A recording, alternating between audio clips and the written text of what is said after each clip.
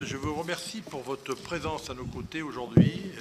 On le signalait tout à l'heure, on disait que c'était important que vous rendiez ce genre d'informations et vous le faites d'une manière facile avec votre cabinet. Merci beaucoup. Je rappelle tout d'abord que cette audition donnera lieu à un compte-rendu écrit qui sera annexé à notre rapport et que son enregistrement vidéo, accessible en direct sur le site du Sénat, pourra être consulté par la suite en VOD. Notre mission d'information s'est constituée, comme vous le savez, Madame la Ministre, à l'initiative du groupe RDPI, auquel appartient notre rapporteuse Nadège Havet, ici présente, et qui excelle dans ce travail.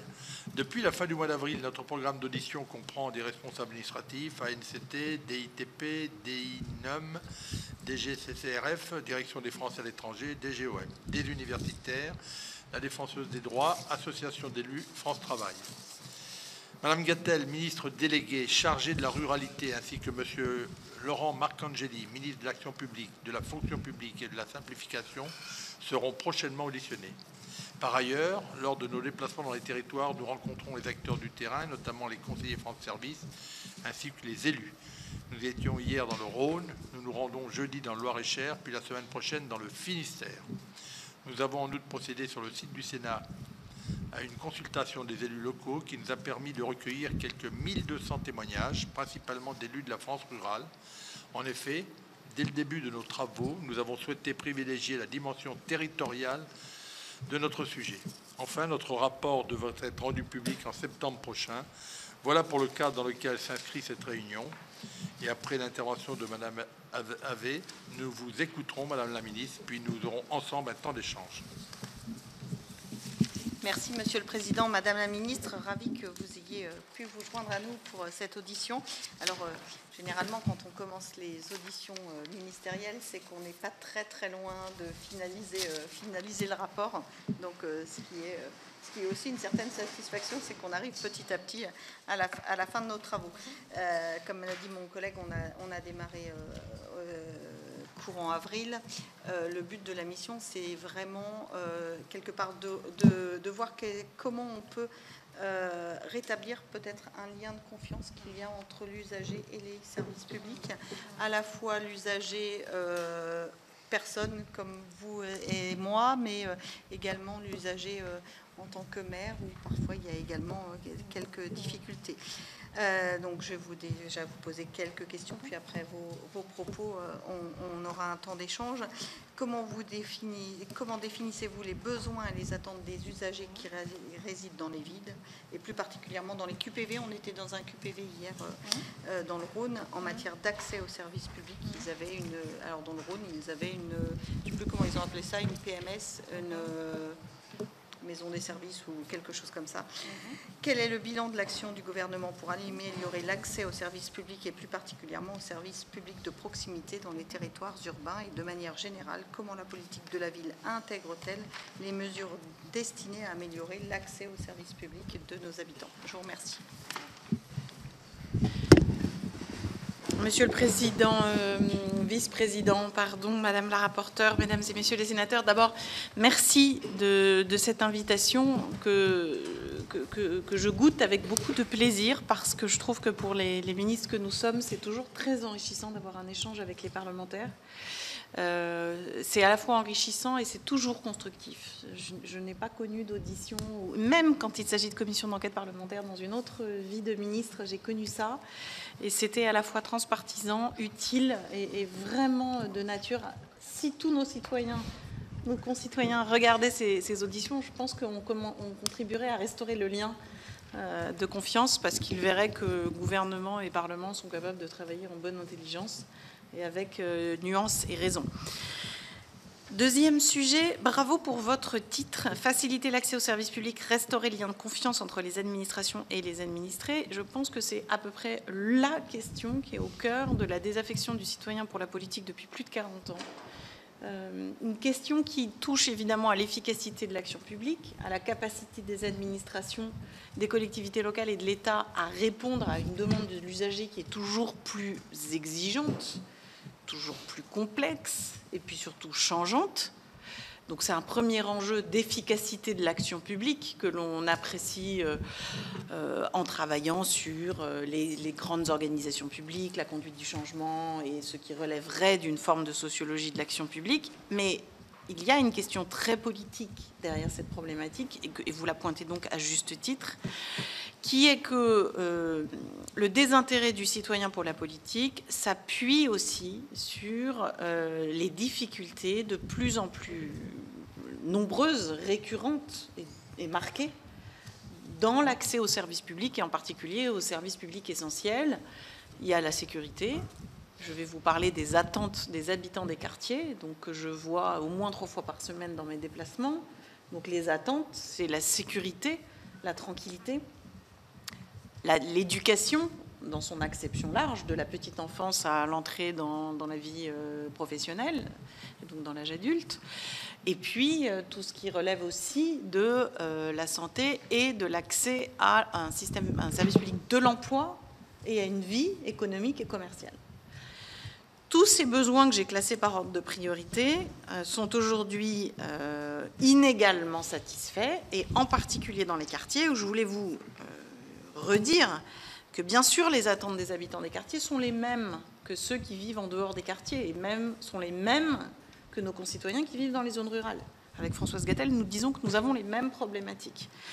La petite spécificité, dirais-je, des quartiers, c'est que les habitants des quartiers concentrent un nombre de difficultés considérables.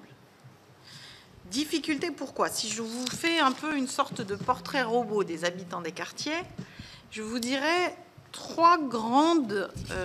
ferai trois grandes descriptions. D'abord, ce sont des personnes plus jeunes que la moyenne nationale. Et ça, c'est important de le noter. 40% des habitants des quartiers ont moins de 25 ans, contre 30% dans les environnements urbains hors quartier, politique de la ville. Donc c'est beaucoup. C'est une jeunesse qui oblige évidemment les pouvoirs publics. Pourquoi? Parce que ici, plus encore qu'ailleurs, il faut les aider à bien grandir. Et à bien grandir, ça veut dire avoir accès à une éducation de qualité et à s'épanouir, ce qui est l'objectif de l'éducation nationale. La réussite éducative, c'est le titre de notre programme phare, qui sont les programmes de réussite éducative. Et c'est parce que l'objectif, et parce que c'est des populations jeunes et que l'objectif c'est de les aider à bien grandir, que nous avons choisi avec François Bayrou d'en faire le premier axe du comité interministériel 2025 qui s'est tenu le 6 juin dernier à Montpellier. Donc c'est l'enfant au cœur de la ville. La deuxième caractéristique des quartiers prioritaires, c'est qu'ils concentrent, et vous le savez, c'est la cartographie des quartiers, ils concentrent des personnes plus précarisées qu'ailleurs. Le taux de pauvreté d'un quartier est 3 fois plus élevé que sur l'ensemble du territoire. C'était 42% en 2020 contre 14% au niveau national, et 4 fois plus élevé qu'en zone rurale, puisqu'en zone rurale, la population précarisée représente 10% de la population, vous voyez, contre, je le redis, 42% dans les quartiers.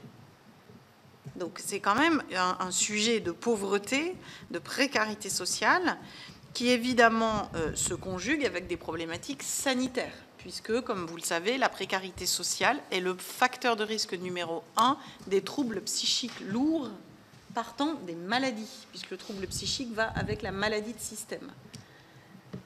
On peut aussi parler des troubles psychiques légers, puisque la dépression chez l'enfant non soigné augmente et accroît les risques de tentatives de suicide à l'adolescence et les risques de maladie à l'âge adulte. Deuxièmement, la pauvreté a aussi un impact sur l'éducation, parce qu'une population précaire et qui ne maîtrise pas bien la langue, avec un taux d'illettrisme très impactant pour l'accès aux services publics, est un taux d'illettrisme qui reste très supérieur à la moyenne nationale. Vous savez qu'en France, le taux d'illettrisme, c'est 4%, dans les quartiers, c'est 13%. Donc, vous voyez, deuxième sujet, ils sont jeunes. Deuxième sujet, ils sont précarisés. Troisième sujet, ils rassemblent une population plus diversifiée, avec notamment une proportion plus élevée de personnes de nationalité étrangère, puisque la part d'étrangers résidant dans les quartiers est pratiquement 3 fois supérieure aux autres environnements urbains, ce qui a un impact sur le type de service public sollicité, tout simplement, notamment en matière de droit au séjour, puisque les maisons France Service font souvent l'objet de demandes sur le droit au séjour, mais comme vous le savez, les demandes, tout ce qui relève du droit au séjour et de la nationalité, relève des préfectures. Et donc, ça ne peut pas être adressé à des maisons France Service, mais ça peut aussi emboliser un petit peu l'accès aux services publics et rendre tout plus compliqué. C'est donc un portrait qui me semble essentiel pour vous montrer concrètement quelles sont les exigences de la politique de la ville, quelles sont les conditions d'existence aussi des habitants des quartiers. C'est fondamental si on veut bien dimensionner le service public. Ce que je voulais aussi vous dire, c'est que ces chiffres que nous avons donnés, que mon cabinet a rassemblés, ne sont pas des chiffres très connus. La politique de la ville n'est pas bien comprise. Dans l'opinion publique, certains considèrent qu'on met, je cite, des tombereaux, des milliards d'argent public dans les quartiers. Ce n'est pas vrai. Tout simplement, tout comme dans les zones rurales, la vocation de la République française, c'est d'assurer le respect des principes de continuité de service public, d'égalité d'accès au service public. Ça, c'est dans le droit administratif. Donc, il est donc naturel que, compte tenu des diversités d'accès et des diversités de situations, le droit et l'organisation des pouvoirs publics s'y adaptent.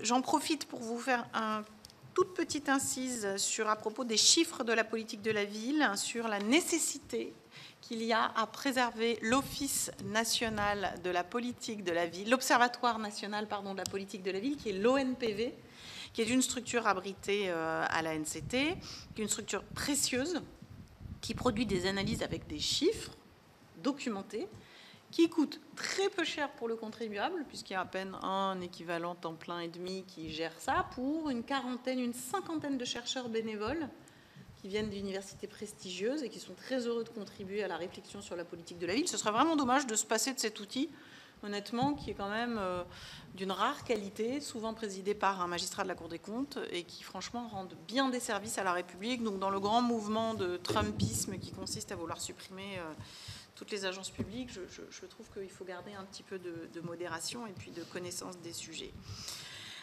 Alors, pour vous répondre, Madame la sénatrice, sur le bilan de l'action publique de ces dernières années, j'ai beaucoup de chiffres et beaucoup de détails, mais je voulais juste être un peu synthétique parce que d'abord, pour répondre à grands traits, sachez d'abord que nous avons augmenté les services publics dans les quartiers avec près de 1800 établissements d'accueil du jeune enfant, 586 maisons France Service, 1000 équipements sportifs, presque, et 258 agences France Travail. En tant que ministre de la Ville, je soutiens le tissu associatif avec les 333 contrats de ville que nous avons renouvelés à la fin de l'année 2024 pour la France métropolitaine et les 4500 postes d'adultes relais, dont 77% sont occupés au sein d'associations qui concourent notamment aux démarches administratives et à l'accès aux droits. Depuis que j'ai pris mes fonctions de ministre de la Ville, nous ne nous sommes pas contentés de ce bilan, nous avons agi. D'abord, et avec le soutien du Premier ministre et du ministre de l'Aménagement du Territoire, nous avons tenu le comité interministériel des villes le 6 juin dernier pour donner une nouvelle impulsion à la politique de la ville. Je voulais vraiment souligner le soutien aussi des parlementaires parce que, voilà, c'était pas acquis, hein, donc c'était bien qu'il y ait une pression aussi de ce côté-là. Et le Premier ministre est très engagé sur ces sujets. Du reste, à Pau, il a fait beaucoup, et François Rebsamen aussi à Dijon. Et ce que je voulais quand même vous dire, c'est qu'en 2025, lors de ce CIV, nous avons fixé une priorité, je vous l'ai dit, c'est l'enfance et l'adolescence. Et nous avons fixé cette priorité-là de telle sorte qu'on s'attache à proposer plus de services aux habitants des quartiers en augmentant l'offre de services publics dans ces zones. Et vous voyez, pour nous, l'offre de services publics, ça commence, si on devait faire une gradation des nécessités, ça commence avec les crèches, puisque ça commence par la petite enfance et que c'est le seul moyen de permettre aux femmes de pouvoir travailler, c'est d'avoir un système de garde d'enfants.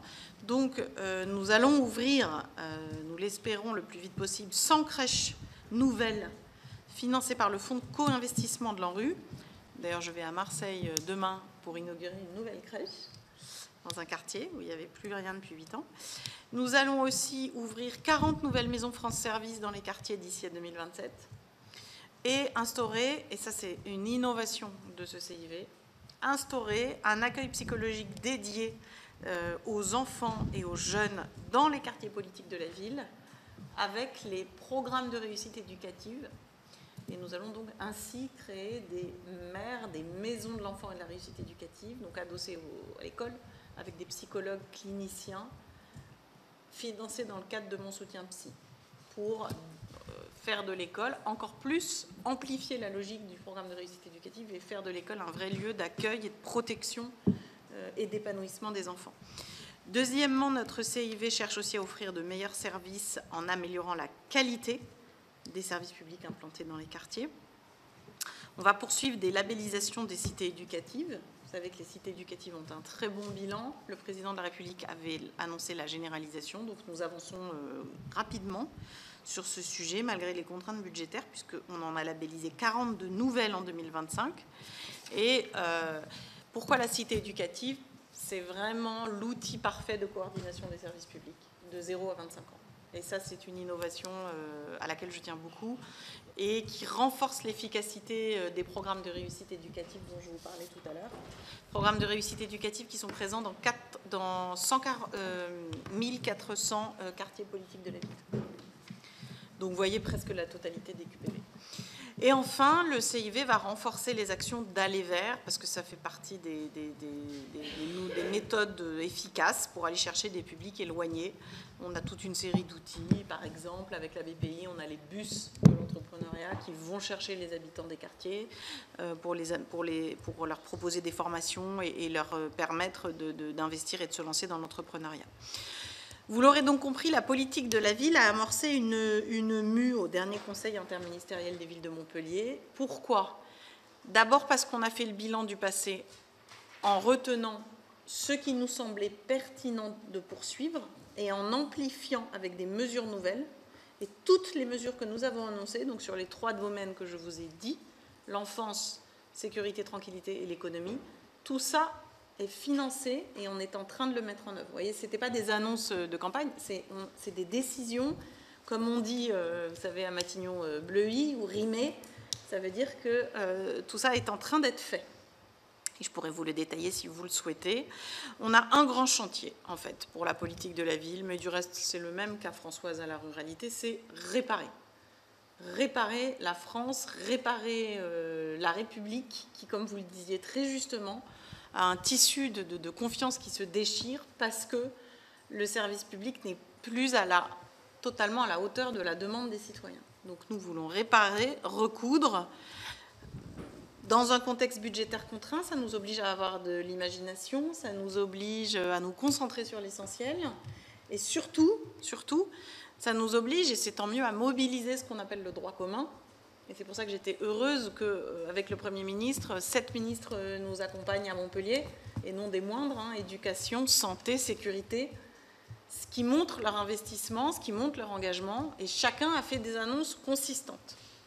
Donc vous voyez, nous avons priorisé nos enjeux et avancé sur ces premiers enjeux, ce qui n'empêche qu'on va continuer à aller plus loin sur d'autres sujets, tout aussi indispensables que la culture, le sport, évidemment, sur lesquels nous avons déjà des actions.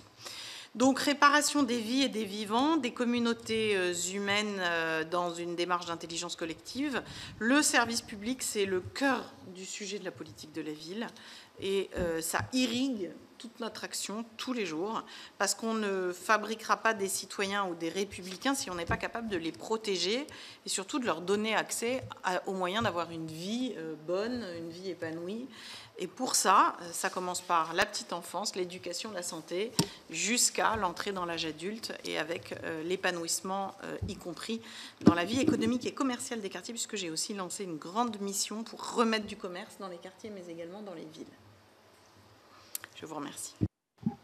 Merci beaucoup, Madame la Ministre. Je voudrais juste revenir à un moment. Vous avez dit que l'une des plus grosses difficultés, en fait, était tout ce qui était lié au titre de séjour. Et du coup, c'est géré par les préfectures.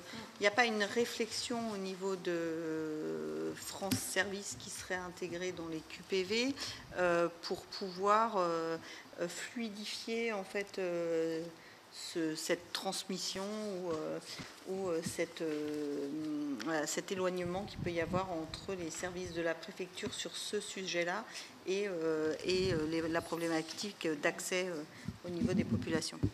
En fait, on ne laisse pas les gens sans rien. Simplement, c'est la réalisation de la démarche administrative, l'instruction du dossier qui ne peut pas être faite dans une maison France Service. Mais évidemment, les maisons France Service sont des lieux d'information Et donc, il y a toujours quelqu'un, j'en ai visité beaucoup, qui sont là pour expliquer ce qu'il faut faire et où il faut aller. On ne lâche pas les gens comme ça dans la nature. Peut-être la NCT, vous aviez des choses à compléter là-dessus, sur ce point, Corinne de la Métrie. Bonjour à tous. Simplement pour vous dire qu'il y a prochainement un comité de pilotage, lundi prochain, sous l'autorité du ministre Marc Angeli. Peut-être à ce stade, le bilan qui est fait du côté de nos collègues de France Service, c'est qu'il y a eu beaucoup d'élargissement de l'offre de services et de l'intégration de nouveaux opérateurs. Je rappelle l'intégration de l'URSSAF au 1er janvier de 2024.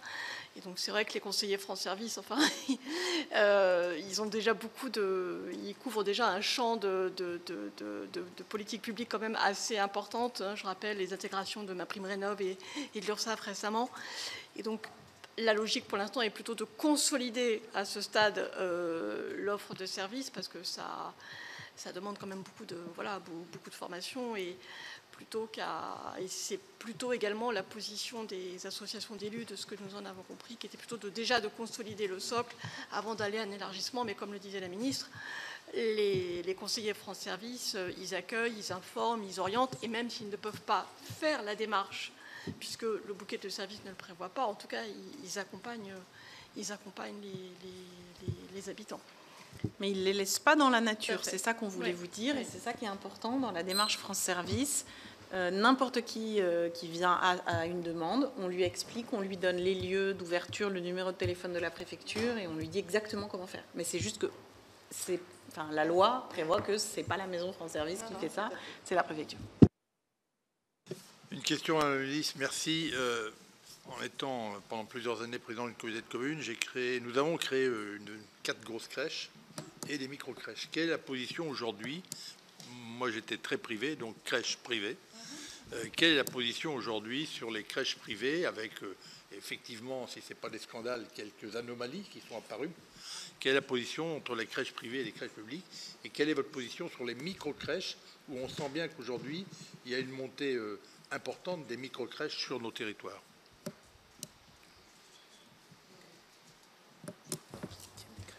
Alors, je vais vous dire, moi, globalement, sur les crèches, ce que je souhaite comme ministre de la Ville, c'est qu'il y en ait le plus possible. C'est quand même mon ambition. C'est qu'il y ait à la fois mais pas que des crèches, tout type de solutions de garde. Ça peut être des assistantes maternelles.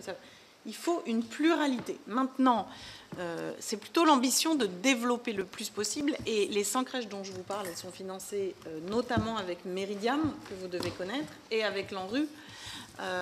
Mais ça n'empêche qu'il y a aussi des partenariats avec les Hauts-Lagrange. Celle que je vais inaugurer à Marseille est une crèche qui sera exploitée par les Hauts-Lagrange et qui a toute une série de conventionnements. Malgré tout, on est dans un quartier politique de la ville, on est dans une dimension quand même de service public, et il y a de l'argent public dans tout ça. Donc c'est heureux, parce que ça signifie qu'il y a un contrôle. Il y a la CAF qui investit aussi souvent dans ce type de projet. Donc il faut quand même qu'il y ait un contrôle sur la qualité de l'encadrement. Je suis très sensible, et pas seulement depuis la publication du livre sur les ogres, vous vous souvenez, de Victor Castanet. Ma position n'est pas de donner les clés de la gestion des crèches au secteur privé sans regard public, loin de là.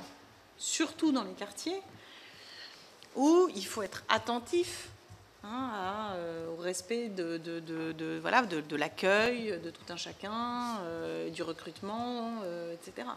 Donc voilà. Okay. Question d'un collègue. Philosophie. Allez, vas-y. Madame la ministre, merci pour vos propos que j'ai trouvé très intéressants, même si je n'étais pas toujours complètement d'accord avec ce que vous avez dit. Notamment, je trouvais intéressant les trois caractéristiques, si on peut dire, de la politique de la ville. Vous avez fait un parallèle entre la politique de la ville et le rural. Mon expérience de sénateur d'un département qui est à la fois, que certains ici connaissent bien, qui est à la fois rural et urbain, me fait penser que je pense qu'il y a des difficultés qui sont différentes et que, notamment en termes de précarité, probablement la précarité en milieu rural est sous-évaluée. Je ferme la parenthèse. Vous avez donné un certain nombre d'actions fortes engagées par le ministère pour les agences France Travail, pour les crèches, pour les maisons France Service. C'est une politique qui est menée. Auparavant, il y avait une grande politique de reconstruire la ville sur la ville et de modifier tout l'habitat des quartiers difficiles. Donc c'est une politique qui est menée depuis extrêmement longtemps. Et ça m'a intéressé de votre conclusion. Vous avez dit qu'en fait, il y avait un grand chantier devant vous qui était de réparer la France et réparer la République. Et vous l'avez associé pleinement au fait de l'accès aux services publics. Ça m'interroge et ça m'inquiète un peu parce que j'ai l'impression que cet accès au service public, il y a quand même depuis longtemps des actions qui sont menées. Et donc j'étais tenté de vous demander qu'est-ce qu'on peut faire de plus et de nettement plus, parce que s'il s'agit de réparer, ça veut bien dire que les choses sont cassées et durablement cassées. Et puis ça, c'était ma première remarque. Ma deuxième remarque, c'était sur les enjeux de la politique de la ville qui, je pense, doivent nécessiter une action à la fois transversale et coordonnée entre les différents ministères. Parce que quand on parle de la politique de la ville, c'est une multitude en fait, vous avez parlé de sécurité, vous avez parlé de social, d'éducation, etc. Et donc, je voulais vous demander de quelle façon les différents ministères travaillaient sur ce sujet pour justement accompagner les publics et restaurer la confiance dans les services publics. Puis, peut-être, j'aurai une autre question sur la dématérialisation, à moins que l'un de mes collègues la pose. Non, vas-y. Ben, la dématérialisation, on le voit, est à la fois quelque chose qui est bénéfique et qui, en termes de coût du service, est favorable, mais on voit aussi que ça crée des fractures. Et on est, vous l'avez dit, dans un milieu qui est très précarisé. Comment est-ce qu'on peut lutter contre ces fractures qui éloignent finalement encore plus des services publics et vont à l'encontre, d'une certaine façon, de ce que vous disiez, de réparer la République en améliorant le service public? Je vais vous répondre en deux temps. D'abord, sur la première question que vous posez, qui est est-ce qu'on peut considérer que la République est cassée puisque vous parlez de la réparer? Je ne vais pas aller aussi loin, mais je partage exactement le constat qui transpire du titre même de cette mission sur la restauration du lien entre le service public et le citoyen pour, dites-vous, restaurer le lien de confiance, faciliter l'accès au service public. Mais ça dit bien les choses. Ça dit bien que s'il y a un ministre de la ruralité et une ministre de la ville, c'est qu'il y a une partie de nos concitoyens qui ont le sentiment d'être exclus du service public. On a connu les gilets jaunes, on a connu aussi des interrogations, parfois légitimes, sur des sujets à la fois de transport, sur des sujets d'accès à l'école, d'accès à la santé. On le sait bien que c'est ça qui pose problème aujourd'hui dans notre pays sur la question de l'accès aux services publics. Les déserts médicaux touchent les villes et les campagnes. Donc c'est un sujet clé, je pense. C'est quand même la question de la désaffection du citoyen pour la politique repose aussi sur le lien entre l'impôt et ce qu'il y a en face. Est-ce qu'on en a, je vais le dire avec des termes un peu crus, est-ce que les citoyens en ont pour leur argent? Donc ce que nous devons faire, nous, en tant que responsables politiques, c'est de rendre des comptes. Rendre des comptes sur l'organisation du service public face à la dépense publique. Donc, de ce point de vue-là, est-ce qu'il faut réparer? Oui, dès lors qu'une partie de nos concitoyens a le sentiment d'être exclus, oui, bien sûr qu'il faut réparer. La question du désert médical, c'est un sujet et c'est pas que dans la diagonale du vide. Le désert médical, vous le trouvez aussi dans certaines zones très urbaines. Donc c'est un premier point. Le deuxième point que vous évoquiez, bien sûr la question interministérielle, mais c'est ce qui fait tout le génie de ceux qui ont pensé la politique de la ville, et je leur rends vraiment hommage. J'ai connu, moi, une politique interministérielle que j'ai construite de toutes pièces. C'était l'aide aux victimes, qui n'existait pas, et qu'on avait installée à Matignon, où je travaillais avec au moins 6 ou 7 ministères, régaliens, financiers, etc., sanitaires. Et il n'y a que comme ça qu'on avance bien sur des politiques qui mettent autant en jeu pratiquement tous les membres du gouvernement. C'est pourquoi mes prédécesseurs ont inventé le comité interministériel des villes, qui se déroule chaque année, et qui est vraiment, si vous voulez, une sorte de conseil des ministres thématique, et qui ne se déroule pas à l'Élysée. Mais c'est ça. C'est-à-dire que le conseil interministériel, c'est vraiment le moment où c'est le point d'orgue d'un travail que je mène avec chacun de mes collègues, en faisant évidemment arbitrer le Premier ministre sur la copie finale, pour que chaque ministre, l'Intérieur, la santé, l'éducation, le commerce, le budget, l'économie, l'écologie, pour que chaque ministre prenne à bras-le-corps cette question des habitants des quartiers politiques de la ville et propose. Vous voyez, par exemple, sur l'éducation, Elisabeth Borne sur notre incitation, a accepté d'augmenter le nombre d'écoles orphelines. Donc là, on va en créer une centaine. Vous savez, les écoles orphelines, c'est dans les quartiers politiques de la ville qui ne sont pas en REP, donc en éducation prioritaire. C'est la possibilité d'augmenter le taux d'encadrement des enfants dans certaines écoles, sans pour autant basculer complètement en régime REP, mais c'est déjà une manière de faire mieux. Elle va également, comme j'y tiens beaucoup, travailler sur la scolarisation des enfants de moins de 3 ans, autrement dit les enfants de 2 ans. C'est l'hypothèse des très petites sections, donc on va créer plus de classes de très petites sections de maternelle. On va en créer 100, me dit mon collaborateur, qui seront créées chaque année par appel à projet. Vous voyez, 100 classes qui peuvent accueillir en très petite section de maternelle les enfants de 3 ans. C'est considérable pour ces quartiers parce que c'est souvent des populations, comme je vous le disais, qui soit sont précarisées, ne parlent pas forcément bien la langue, et c'est très important pour l'enfant d'avoir un apprentissage précoce de la langue française. Donc plus vous le mettez tôt dans le système éducatif, plus il apprend à parler vite. Et d'ailleurs, c'est aussi comme ça qu'on peut s'adresser aux mères et aux pères qui, mettant un pied dans l'école le plus vite possible, sont familiarisés avec le système éducatif, voire avec les associations qui peuvent leur proposer des cours de français, ce qui accélère aussi la réussite des enfants et l'intégration des parents. Donc vous voyez, tout ça, ça dépend de l'énergie que nous avons déployée auprès d'Elisabeth Borne, de son consentement à elle, et ça a produit une mesure qu'elle est venue annoncer à Montpellier. Sur la santé, avec Yannick Neuder, je me suis très vite saisie de la question de la santé mentale des enfants et des adolescents qui me tient particulièrement à cœur et sur laquelle je travaille depuis très longtemps. Et donc Yannick Neuder est venu au ministère de la Ville pour une séance qui était inédite et avec des psychologues et des pédopsychiatres et des spécialistes du sujet. On a travaillé tous ensemble avec le ministre pour aboutir à la proposition que je vous ai faite, que j'ai faite, d'installer dans les PRE, donc des maisons de l'enfant et de la réussite éducative avec des psychologues dédiés. Ça, sans le ministre de la Santé, on ne peut rien faire. Vous voyez ? Donc la politique de la ville, c'est d'abord interministériel, mais du reste, comme la politique de la ruralité, puisqu'il va y avoir un comité interministériel à la ruralité. Et donc c'est... Pardon. Merci.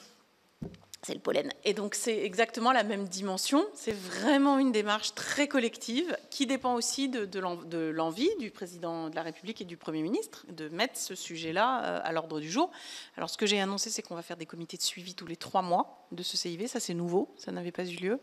Ce qui est nouveau aussi, c'est que nous avons co-construit ce CIV, c'est-à-dire que j'ai organisé, j'ai créé une méthode qui s'appelle Construisons ensemble. Et à Roquelaure sont venus 4 collèges. Un collège des maires, MAIRE, un collège des associations de la politique de la ville, un collège des bailleurs sociaux qui jouent un rôle fondamental pour moi, et un collège des spécialistes de l'enfance avec des pédopsychiatres, des psychologues. Voilà. Donc vous voyez, ces 4 collèges sont venus avant le CIV. Et on a préparé le CIV ensemble. On a fait à la fois le bilan de l'ancien CIV et on a préparé nos nouvelles annonces qui ont ensuite été adoptées par Matignon, à Matignon. Voilà. Et avec évidemment le soutien précieux de l'ANCT, de la Direction générale des collectivités locales et puis des administrations concernées. Vous voyez, Yannick Neuder a fait travailler la DGOS, la DGS, Elisabeth Borne a fait travailler la DGESCO. J'ai vu Philippe Baptiste sur l'enseignement supérieur puisqu'on annonce une mesure de conventionnement entre les lycées des quartiers et les filières d'excellence. Ça, c'est nouveau. On s'est inspiré du processus Sciences Po pour ça. Et ça, je le construis avec les directions. Vous voyez, donc c'est vraiment un travail très interministériel et très partenarial. C'est vraiment un travail d'équipe. D'autres questions? Marie-Pierre. Elle va répondre à la délégation.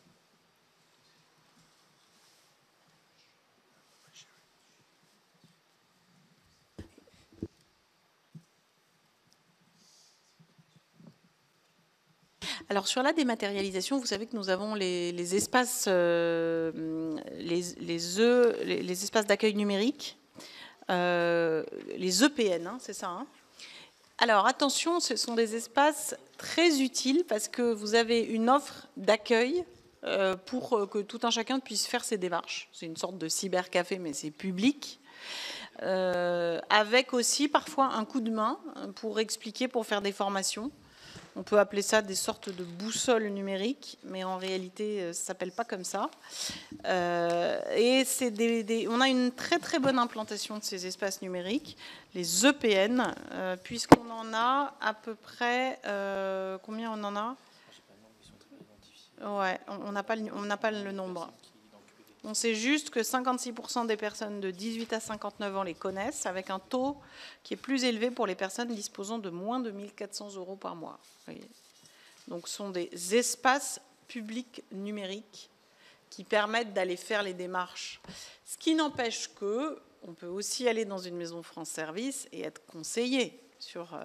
Le problème de l'accès aux services publics aujourd'hui, c'est, vous avez dû voir le film de Ken Loach, excellent là-dessus, où on voit que le non-recours est souvent subi par des personnes qui, hélas, ne maîtrisent pas le numérique, et on les comprend, hein, parce que parfois on s'arrache tous les cheveux, parce que c'est compliqué, et parfois il faut 3 personnes bien diplômées pour comprendre, et donc dans les espaces France Service, dans les maisons France Service, il y a aussi un accompagnement au numérique pour effectuer les formalités. Et ça, moi, j'y tiens beaucoup, parce que la fracture dans l'accès aux services publics se joue surtout pour les personnes, soit qui ne parlent pas la langue, soit qui ne maîtrisent pas la complexité de nos procédures administratives. Et là, il faut un accompagnement dédié. Donc c'est pour ça que sont bien formés les adultes qui sont les intervenants dans les maisons France Service, ou bien, je vous dis, dans ces espaces publics numériques qui donnent aussi accès, pour ceux qui se débrouillent bien tout seuls, à une connexion numérique. Non, je me posais la question en parlant avec François Chazot. Je pensais que vous parliez de la dématérialisation dans les procédures pour les associations pour pouvoir avoir accès aux appels d'offres, etc. Donc, je pensais que vous parliez de ça. Mais... Marie-Pierre. Merci, Président. Merci, Madame la Ministre. Pardon pour mon retard. Alors, je ne sais pas, je vais peut-être tomber à côté, mais voilà, moi, je voudrais aussi rebondir sur la dématérialisation, parce que ça ne concerne pas que les personnes qui n'ont pas les moyens d'accès au numérique. Les uns et les autres, on l'a constaté au fil des auditions, nous sommes aussi à un moment peut-être concernés par l'électronisme. Et ça montre que le tout dématérialisé, si à chaque fois il faut être accompagné, puisqu'on parle de faciliter l'accès aux services publics, c'est que là, il y a aussi un enjeu et pas simplement à ce que les personnes se rendent dans une structure pour qu'on leur explique. Et on a relevé aussi que les jeunes sont frappés par l'électronisme comme pour les anciens. Et quelquefois, on peut être frappé d'électronisme en maîtrisant très bien tout ce qui est Internet et numérique, simplement la crainte de faire une erreur parce qu'on valide.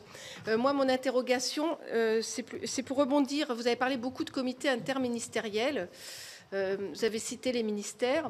Moi, il y en a un qui me semble important. Alors, j'ai le prisme du handicap. En tant que présidente du groupe d'études handicap, c'est quand même aussi la ministre en charge de l'autonomie et du handicap, qui, elle aussi, de son côté, travaille avec des comités interministériels.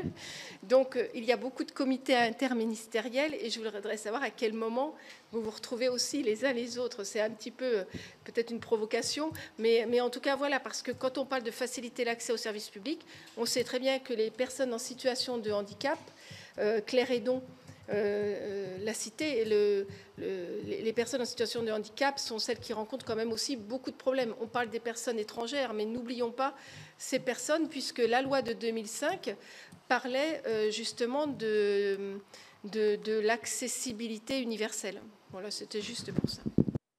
Merci beaucoup, Madame la sénatrice, pour votre question. Je partage tout à fait votre inquiétude sur l'électronisme dans toutes les villes, et surtout pour les personnes âgées, c'est très, très, très compliqué, parce que oui, mais moi je suis frappée par les personnes âgées qui ont précisément besoin d'être accompagnées et qui, pour certaines, n'y arrivent pas du tout. Alors sachez quand même que dans les maisons France Service, il existe des conseillers numériques. Vous les connaissez? Il y en a 4000, c'est pas rien quand même. Donc c'est aussi comme ça qu'on peut faire face à ce type de situation.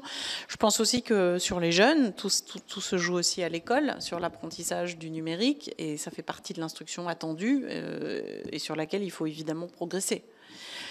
Pour répondre à ce que vous disiez effectivement sur le handicap, alors nous, sachez que pour la première fois, il y a une feuille de route des quartiers politiques de la ville que j'ai proposée lors du dernier CIH. C'est la première fois qu'il y avait ça. Dans cette feuille de route, c'est une vraie innovation, j'ai fait adopter par la Fédération des ascensoristes un plan dans 30 départements pour accélérer la mise aux normes des ascenseurs. Et ça n'avait jamais été fait. Donc c'est un grand plan ascenseur sur 30 départements. J'ai demandé au préfet de me faire des remontées précises et je crois qu'on va pouvoir être en situation de commander les travaux en septembre, je crois, c'est ça. C'est ça, les premiers diagnostics et plans d'action, seront. On aura déjà des premières trames, effectivement, pour le mois de septembre. Ils sont déjà à l'œuvre. Donc vous voyez, c'est allé assez vite, parce que ça n'avait jamais été fait auparavant, donc ça c'est important. Mais vous voyez l'intérêt d'un comité interministériel. Alors là, avec ma collègue, c'est nous qui avons produit la feuille de route, donc c'est très bien, ils étaient très contents.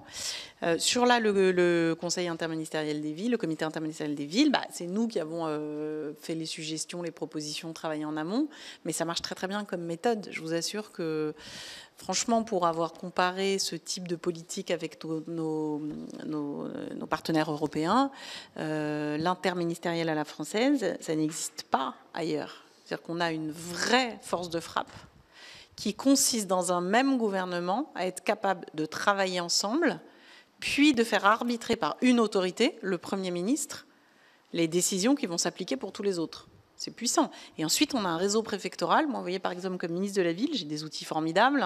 Les délégués du préfet, par exemple, il y en a 260. C'est-à-dire que dans toute la France, 291, merci, c'est encore mieux.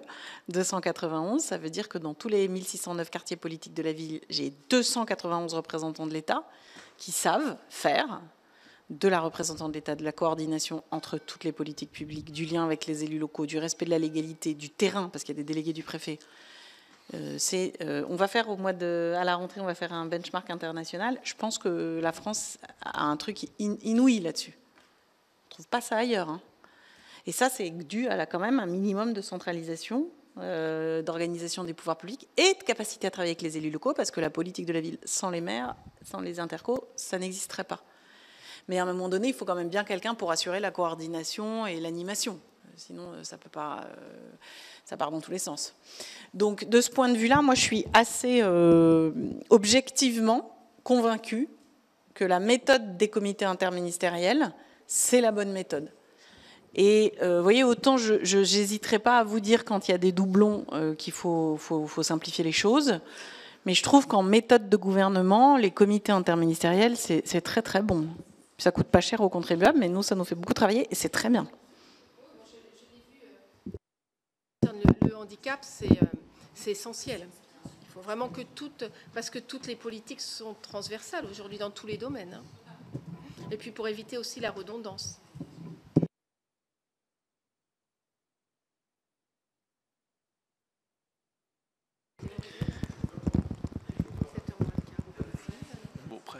Alors, je vais faire fonction donc en remplacement de M. Brault, vice-président. Ceci dit, nous ne sommes pas très nombreux. Je ne sais pas s'il y a d'autres questions. Marie-Pierre, tu as d'autres questions? Non, c'est bon pour moi, merci. Pour rebondir sur une chose, vous avez donné 4 priorités. Ouais. Sécurité, tranquillité. Ouais. Vous n'en avez pas dit un mot. Et santé, vous avez évoqué le côté psychologie avec ce qui est mis en place, mais y a-t-il d'autres choses également à porter à notre connaissance? Alors, je vais commencer par la santé, ça me tient vraiment particulièrement à cœur. Alors, vous savez que dans les quartiers politiques de la ville très touchés par la désertification médicale, on a 352 médecins pour 100 000 habitants dans les quartiers, contre 608 médecins pour 100 000 habitants sur l'ensemble du territoire. Donc, on voit que c'est très prégnant pour les quartiers. Sur les médecins spécialistes, c'est 222 médecins spécialistes dans les QPV pour 100 000 contre 520 médecins spécialistes pour 100 000 sur l'ensemble du territoire. Donc vous voyez quand même qu'il y a un vrai déficit. Ce que nous avons annoncé avec Yannick Neuder, c'est que, outre la mobilisation du réseau des psychologues cliniciens formés pour l'enfant, nous allons mobiliser les médecins juniors, vous savez, ce sont les médecins, les internes en fait, qu'on va mobiliser dans les quartiers, de telle sorte qu'ils puissent venir compenser et suppléer tout de suite, parce que c'est une demande très pressante, les manques que nous avons constatés.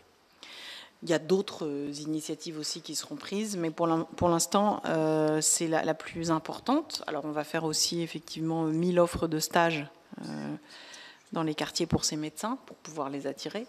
Pour le moment, on ne les contraint pas en l'état de notre système de santé actuel, mais on va leur offrir 1000 stages, et puis surtout, on va permettre aux médecins juniors, donc aux internes, de venir dans les quartiers politiques de la ville, voilà, en priorité.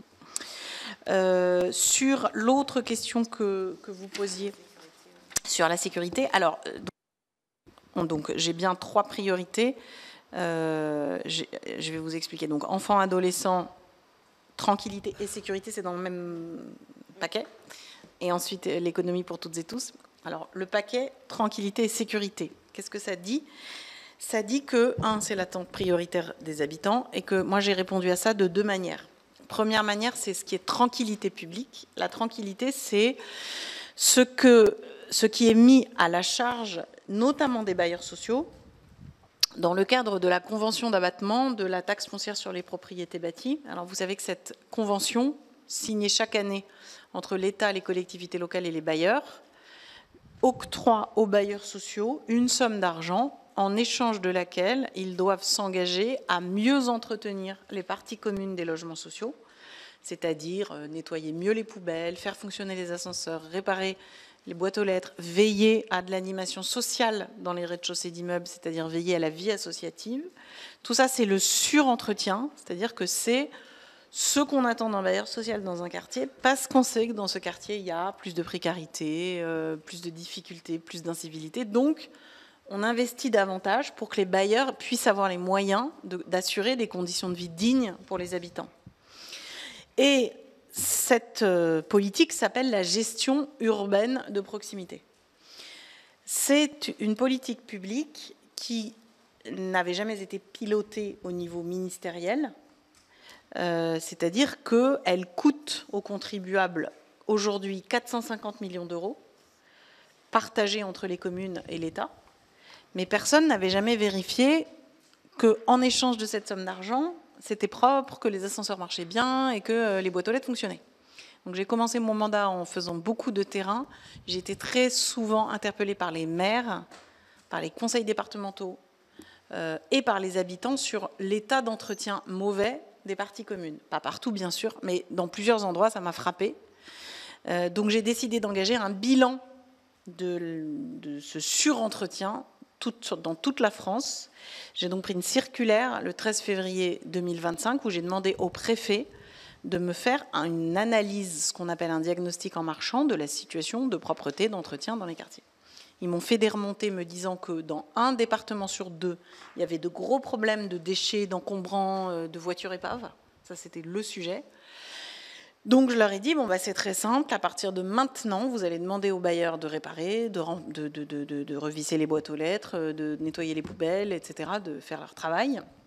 Sauf en échange de quoi, s'ils ne le font pas, on supprimera la fameuse aide qui est donc cet abattement de TFPB. Et ça a plutôt bien, voire très bien marché, puisque au dernier bilan que j'ai fait faire, j'ai 85% des bailleurs sociaux qui donnent satisfaction dans les quartiers.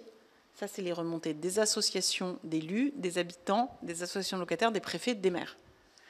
Alors, vous allez me dire, qu'est-ce qu'on fait avec les 15% restants? Les 15% restants, c'est-à-dire les 15% de situations qui ne vont pas, nous les accompagnons de façon très renforcée. C'est un accompagnement renforcé. Et clairement, si d'ici au 15 juillet, la situation n'est pas réparée, il y en a qui savent déjà qu'ils vont perdre leur abattement de TFPB. Et ça, c'est la tranquillité publique, parce que c'est sortir de chez vous, ne pas avoir un ascenseur en panne depuis 2 mois, ne pas avoir des caves taguées, sales, mal entretenues. Ça, c'est la dignité des habitants. Et ça, nous avons pu obtenir des résultats simplement en remobilisant cet argent public.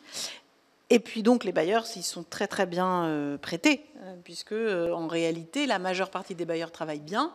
Ça a simplement permis de montrer les quelques cas un peu particuliers qui n'étaient pas bien gérés, ou même parfois des problèmes qui ne relèvent pas des bailleurs, mais qui relèvent d'un surcroît de trafic de drogue, sachant que dans certaines situations, quand un ascenseur est utilisé comme cage pour stocker de la drogue et qu'il est détruit 2 jours après sa réparation, on comprend bien qu'on ne peut pas demander aux bailleurs et aux maires et aux départements et aux intercos de dépenser 200 000 € par ascenseur tous les 3 jours. Ça, c'est pas possible. Donc là, c'est là que, grâce à cette gestion concertée, on remobilise les services de sécurité de l'État et qu'on commence par les opérations Place Nette.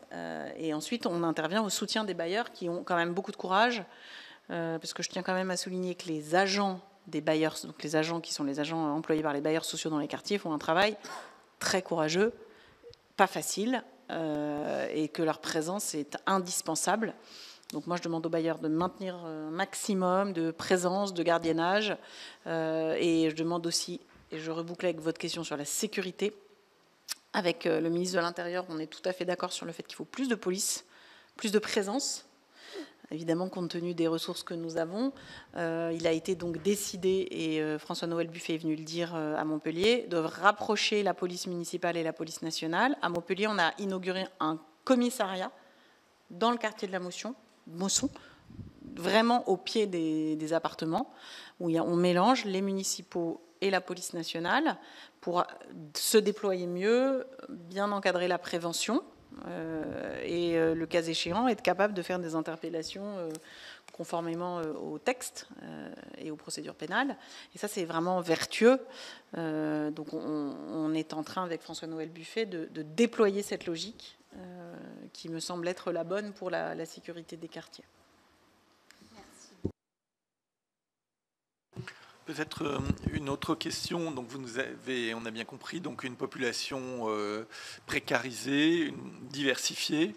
Est-ce que vous pourriez nous parler de la simplification des démarches? Est-ce qu'il y a un travail? Je crois que c'est un problème que reconnaissent à peu près tous les Français qui ont affaire avec l'administration. Vous l'avez dit d'ailleurs, parfois c'est extrêmement complexe. Mais est-ce qu'il y a un travail spécifique qui est fait dans les quartiers vis-à-vis de cette simplification administrative? Je ne parle pas des maisons France Service, mais dans les documents et dans les explications qui sont aujourd'hui données. En fait, si vous voulez, les habitants des quartiers, ils ont exactement comme c'est des citoyens comme tous les autres, ils ont les mêmes formulaires et les mêmes traitements administratifs et juridiques de leurs demandes, c'est bien normal.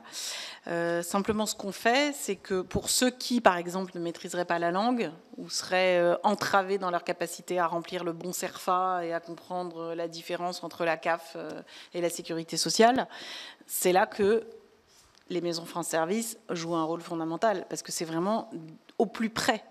Alors, il n'y a pas que les maisons France Service, il y a aussi les centres d'action sociaux. Dans les CCAS, il y a des prestations, donc ça, les maires le savent bien. Moi, au titre de la politique de la ville, je finance aussi des associations qui font de l'accompagnement aux démarches. J'en ai visité beaucoup, notamment pour des maires seuls qui ne savent pas se repérer, donc qui aident à remplir les formulaires. Ça, c'est des associations financées par la politique de la ville. Vous voyez, il n'y a pas que les maisons France Service, il n'y a pas que les CCAS, bien sûr les départements. Les adultes relais qui font plutôt de la médiation dans la loi, mais qui ont une toute petite part fait un peu de secrétariat, mais vous avez raison de le dire, qui font de la médiation pour expliquer aussi la simplification des démarches administratives. Je trouve quand même que la France a fait un sacré progrès avec le coffre-fort numérique, avec, vous savez, la capacité à se connecter aujourd'hui. Avec votre numéro Amélie, vous pouvez avoir accès à tous vos services publics. C'est un gros progrès quand même, je trouve. Mais après, il faut pouvoir avoir un ordinateur, une connexion, savoir comment on se connecte. Et c'est là qu'on a nos conseillers, nos 4000 conseillers numériques, hein, c'est quand même pas rien, je trouve. Et puis toutes ces actions de lutte contre l'illettrisme, l'électronisme et tout ça, qui sont des actions pour le coup vraiment politiques de la ville. Vous reposez une dernière question. En fait, il y a également les écrivains publics qui aident en fait à remplir des papiers quand vraiment l'informatique n'est pas appropriée. Le problème du CERFA papier, en fait, ouais, à la CAF et autres, il met beaucoup plus de temps à être traité. Est-ce que l'écrivain public, en fait, ne pourra-t-il pas, à un moment ou à un autre, évoluer vers un écrivain public numérique pour vraiment remplir tous les CERFA et autres, en fait, pour avoir une égalité de traitement dans le fonctionnement, puisque le papier, en fait, est traité beaucoup plus tard. Ils mettent à la CAF, je ne sais plus, ils nous disaient hier dans le Rhône, entre 2 et 3 mois pour avoir une réponse de RSA, alors que si on arrive à la faire sur informatique, c'est 3 ou 5 jours. Alors, je dois dire, Madame la sénatrice, que vous posez une... Alors, d'abord, pour vous répondre, les écrivains publics, nous les finançons. La politique de la ville les finance. On finance des associations qui ont des écrivains publics. Vous posez une fort bonne question sur les délais. Oui. Sur la possibilité de faire les démarches en ligne, elles sont faites grâce soit au conseiller numérique, soit à travers les agents qui sont dans les France Services et qui vont permettre aux personnes d'avoir leurs démarches sur Internet qui sont faites. Donc, en fait, ce qu'on a remonté hier, c'est qu'ils étaient quand même confrontés à un certain nombre de personnes où vraiment ils étaient bloqués.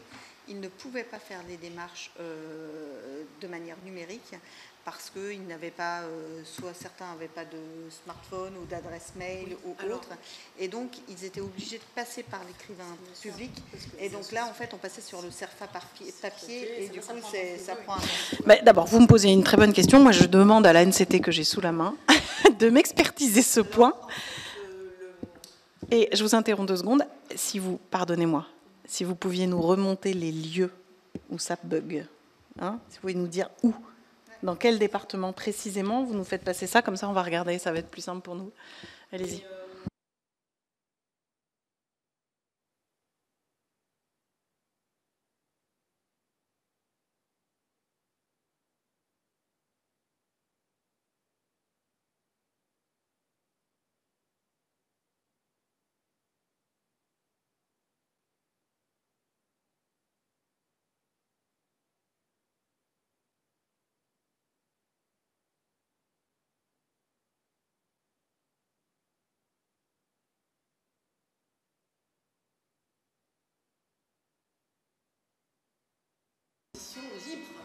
libre de l'usager, parce qu'on peut avoir un usager qui n'a pas forcément envie que l'agent de son service voit sa démarche. Hein. Il y a aussi le respect de la confidentialité qui fait partie du cahier des charges du France Service.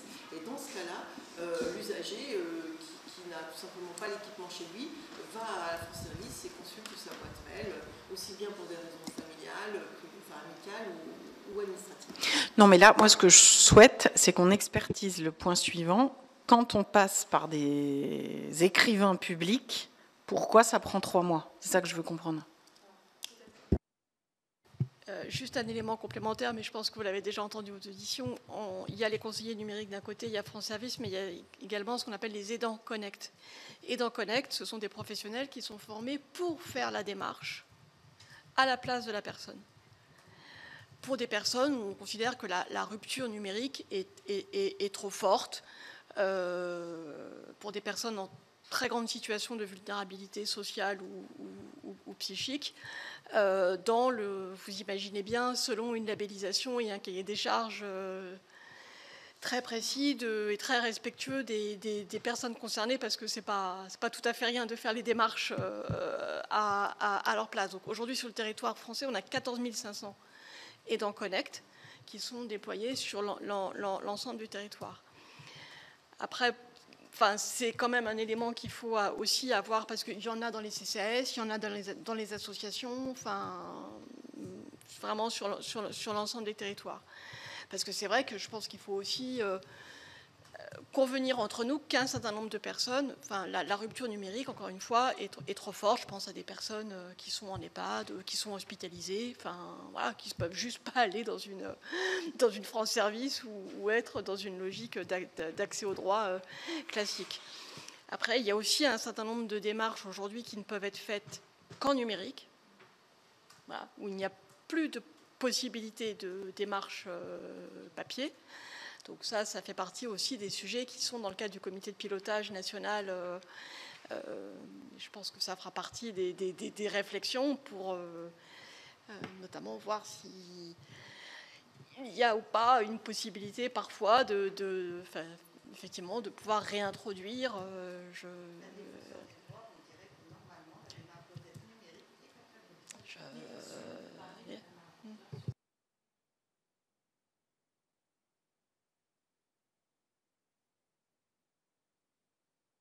Est-ce que vous pouvez parler avec le micro, s'il vous plaît?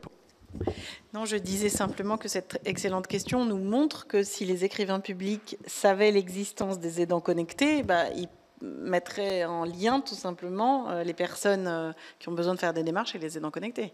À quoi sert l'écrivain public si, en fait, la démarche peut être faite par quelqu'un d'autre directement en ligne? Donc c'est une vraie question quand même. C'est un point qu'on nous a soulevé hier.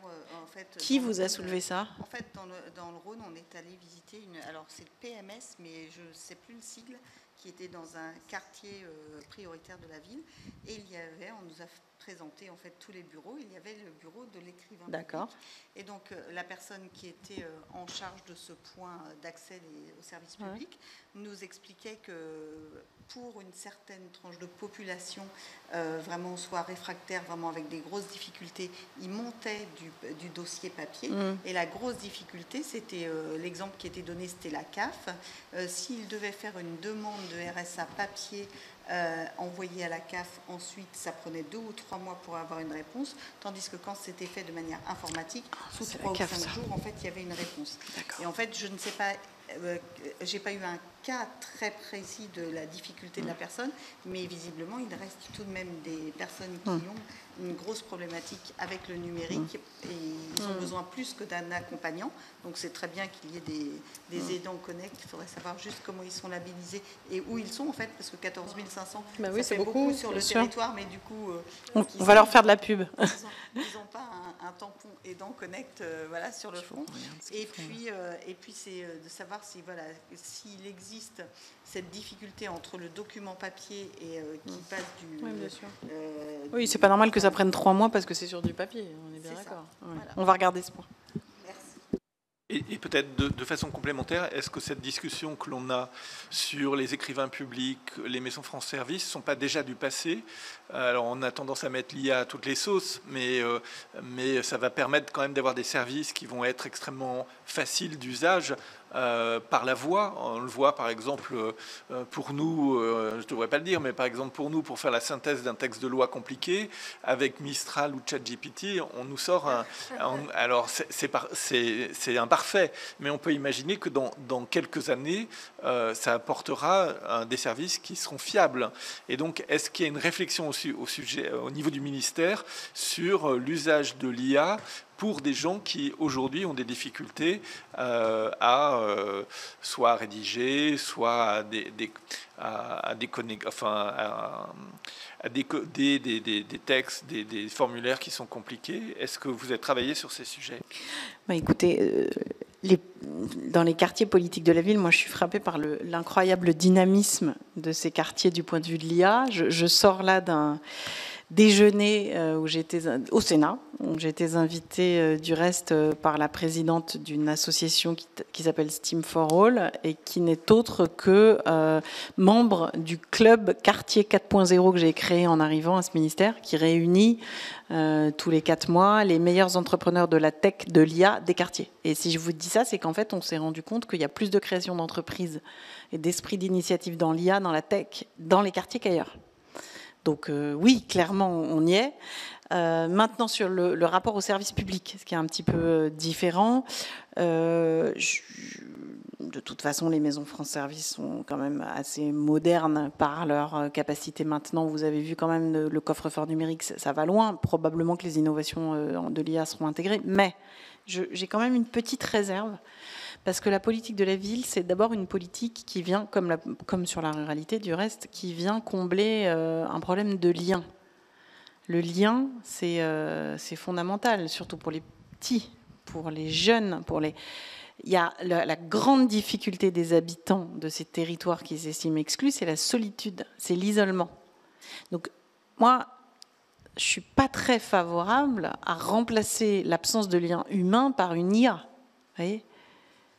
Oui, enfin, il n'est pas question de remplacer le lien humain par une IA, c'est remplacer les démarches administratives. Le lien humain, il pourrait favorablement exister sur d'autres services. Mais vous savez, dans les villages ou dans les villes où il n'y a plus beaucoup de représentation du service public, la Maison France Service, c'est un lieu important parce qu'il y a des gens qui vous accueillent. La présence, que ce soit pour vous expliquer comment remplir votre formulaire CAF ou pour vous faire, quand on est un aidant connecté, le lien qui va se nouer au moment où vous allez dire « aide-moi à remplir mon truc », c'est pas rien quand même. C'est pas quoi ? Dans tous les cas, c'est pas une partie de plaisir. Ah bah, alors, pardonnez-moi, monsieur le sénateur, je suis en total désaccord avec vous. Je vais vous dire pourquoi. Parce que l'absence de non, mais vous voyez, l'absence de relations humaines, c'est ce qui tue. Regardez ce qui s'est passé pendant le Covid. Ça a déstructuré complètement les populations. Si vous permettez, je ne dis absolument pas ça. Je dis la même chose que vous. Le lien, la relation humaine est essentielle. Et d'ailleurs, dans la plupart de nos auditions, on nous rappelle qu'il y a un manque de relations humaines. Ce que je dis, c'est que la relation humaine pour remplir un papier administratif, ce n'est pas complètement de la relation humaine. Et que cette même relation humaine, on pourrait l'utiliser pour faire des choses qui soient peut-être plus utiles et plus agréables pour les personnes. Parler de culture ou autre. Oui, je suis d'accord avec vous. Oui, non, mais alors, si ça va dans ce sens-là, je suis d'accord avec vous. Mais malgré tout, la question des services de première nécessité, c'est-à-dire que c'est des populations qui sont quand même en grande précarité et qui vont venir déjà essayer de satisfaire leurs premiers besoins. Vous voyez, la santé, l'école, l'alimentation. Donc je suis d'accord avec vous que c'est pas forcément très intéressant d'avoir un échange sur un formulaire administratif. Malgré tout, une main qui se tend à un agent du service public qui est là pour vous accueillir. Vous ne parlez pas bien le français, vous êtes seul, vous ne savez pas si vous allez joindre les deux bouts. Et il y a une personne qui vous dit je vous emmène là, faites telle démarche, rappelez-moi dans 2 jours si ça ne marche pas. C'est très important. Vous voyez, c'est quand même des besoins primaires de liens qui sont fondamentaux si on veut justement restaurer la confiance. Je voudrais juste rebondir, parce que c'est vrai qu'on parle toujours des maisons France Service. Certes, c'est très bien, mais en définitive, elles comblent, ces maisons France Service, elles montrent toute la complexité administrative, parce qu'il y a des années, les gens allaient en mairie. Et la mairie pouvait répondre, parce qu'on est tous attachés à la citoyenneté. Et je pense que quelque part, le fait que... Alors, c'est peut-être moins vrai dans les villes, mais je pense que c'est vrai partout. À partir du moment où les habitants n'entrent plus dans nos mairies, on perd aussi ce lien de citoyenneté, puisqu'on voit que les passeports, les cartes d'identité, aujourd'hui, certaines communes ne peuvent plus les distribuer. Et donc, nos concitoyens ne rentrent plus dans les mairies. Donc, moi, les maisons France Service, oui, elles ont une offre importante, mais quelque part, est-ce que ça ne doit pas aussi nous interpeller ? Je dirais à un moment, c'est une course, on a l'impression que c'est une course effrayante, parce que pour le coup, tout est complexe. Alors, on se dit, la solution, c'est la maison France Service. On a noté pour les campagnes, c'est aller vers, avec des maisons France Service qui se déplacent vis-à-vis des personnes. Mais moi, ce qui m'interpelle, c'est ça. C'est-à-dire qu'on a la bouche, et je dis, elles sont très bien, ces maisons France Service, hein, mais elles devraient quand même nous interpeller, parce que si elles sont là, si on leur donne de plus en plus... si elles sont de plus en plus la porte ouverte sur les démarches administratives, c'est bien qu'on n'arrive pas à simplifier et que l'on complexifie. Et madame, tout à l'heure, vous parliez du tout numérique. Moi, je me souviens avoir fait partie d'une mission sur l'électronisme et on sait que dans d'autres pays, la marche en avant s'est faite avec les deux jambes. Une jambe papier, une jambe numérique, je cherchais le mot, merci, et une jambe numérique pour l'acceptabilité, je vais y arriver, hein, c'est 19 heures, pour l'accès, bon voilà, je l'ai fait une fois, merci, et je pense que c'est ça aujourd'hui qu'il faut retrouver dans la confiance, c'est accepter aussi, accepter ça. Donc voilà, moi je pense qu'on doit aussi... on doit aussi s'interroger sur tout ça. Mais dans ce que vous dites, Madame la sénatrice... Juste pour finir, l'électronisme, elle peut aussi émaner de la peur. On peut très bien connaître les services publics et tout, et j'en reviens à ce que je disais tout à l'heure, et la peur de mal faire, la peur d'être piraté, la peur voilà, qui s'instille petit à petit, notamment dans les médias. Quand on vous dit attention, tel site, tel site, tel site, on voit que des gens, on voit que ça peut rebuter aussi des personnes d'aller vers une déclaration ou une demande par Internet. Je rejoins ce que vous dites, Madame la sénatrice, et aussi ce que dit la défenseure des droits sur le fait que on ne peut pas refuser l'accès aux services publics à cause des modalités d'accès. C'est-à-dire qu'on ne peut pas dire ça n'est que du numérique et tant pis, si vous n'avez pas de numérique, vous ne pouvez pas avoir accès. Enfin, c'est vrai que c'est très compliqué pour nos concitoyens d'entendre, et je vous dis encore une fois, pas que pour les jeunes qui ne maîtrisent pas les outils, mais aussi pour les personnes âgées. Et de ce point de vue-là, c'est aussi pour ça que nous soutenons les écrivains publics, parce que précisément, on ne veut pas qu'il y ait d'exclusion, et peut-être, c'est une réflexion qu'il faut que nous ayons, peut-être que nous sommes allés trop vite dans la numérisation. C'est le sentiment que j'ai en tant qu'élu local. J'avais proposé de créer une boussole dans ma mairie pour aider les gens à se repérer dans l'accès aux services publics, une boussole. Mais peut-être qu'on est allé trop vite. Maintenant, sur ce que vous disiez sur la complexité des procédures, évidemment, vous avez totalement raison, il y a une espèce de bureaucratisation de tout, de toute la vie quotidienne. Mais alors, la cause de la bureaucratisation est quand même aussi à rechercher parmi, voilà, je n'osais pas vous le dire, mais la production législative est quand même immense. Les changements de gouvernement n'aident pas, la superposition des couches, la loi NOTRe qui n'a pas assez simplifié les choses, les exigences juridiques qui partent dans tous les sens. Plus personne ne veut prendre de risques juridiques maintenant, donc c'est ceinture, bretelles et parapluie. Donc, quand on remplit les formulaires pour envoyer ses enfants en colonie de vacances, j'en ai 4, je ne vous dis pas le temps que je passe. Il faut 4 certificats médicaux qui datent de moins de 3 mois avant d'avoir le droit de faire partir un enfant en compétition sportive. Et puis, il faut remplir 4 fois le papier. Et puis, bizarrement, vous ne savez pas pourquoi chaque année, vous remplissez le même papier en 4 exemplaires, comme si on ne pouvait pas conserver des traces numériques. Bon. C'est vrai, ce que vous dites est vrai. Maintenant, moi, je rends quand même hommage à l'incroyable organisation des maisons France Service parce qu'elle regroupe 12 organisations. C'est fou quand même, ils sont forts, vous voyez. Mais oui, il faut de toute façon, mais ça c'est un peu le serpent de mer de tous les gouvernements, simplifier, je suis d'accord avec vous, simplifier, alléger les règles. Il faudrait qu'on ait un grand chantier de réorganisation de l'action publique qui simplifie, et je parle à titre personnel, mais qui simplifie la répartition des compétences entre l'État déjà et les collectivités locales, et qui simplifie aussi entre les collectivités locales, parce que c'est vrai qu'il y a une surabondance, une superposition d'interventions qui rendent les choses compliquées, y compris à piloter, quand même, parce qu'il faut bien un pilote dans l'avion.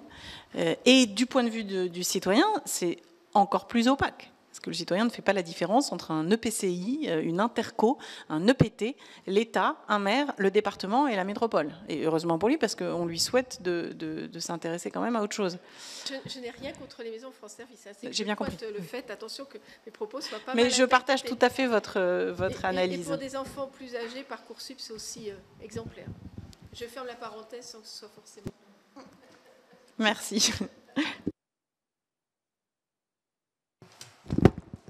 Est-ce que mes deux collègues ont encore des questions? Alors, Madame la Ministre, sauf si vous voulez nous interroger sur quelque chose, mais sinon, merci beaucoup pour votre intervention. Merci pour tout ce que vous nous avez expliqué, pour ces échanges.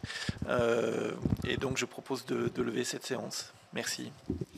Je vous remercie beaucoup, Monsieur le Président, Mesdames et Messieurs les sénateurs, pour cet échange. Et n'hésitez pas, si dans 6 mois, vous voulez qu'on refasse un point sur l'avancement du CIV, je serais très heureuse de venir le faire. Bon, si votre mission prolongeait ces travaux.